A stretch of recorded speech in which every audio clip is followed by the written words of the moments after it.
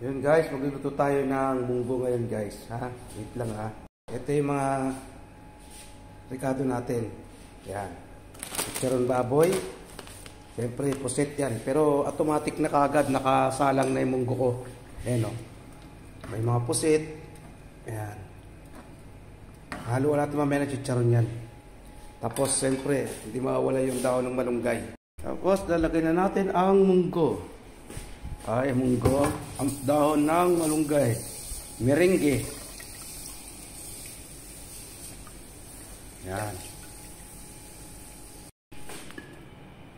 Ayan. Kumukulo na uli. So, ito yung munggo overload ko. May pusit. May pusit. Tapos, haluan natin ito ng chicharon. Yan guys. Para masarap.